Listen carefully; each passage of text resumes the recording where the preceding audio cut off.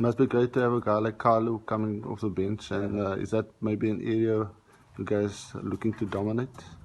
Yeah, I think if you look at our personnel, scrum must be something we're looking at. Yeah, maybe we just want to make sure we get our teeth into them because sometimes we had that plan in Super Rugby or last year's Currie Cup, and guys got away from us. We couldn't really get hold of them. So I'm talking about the scrum.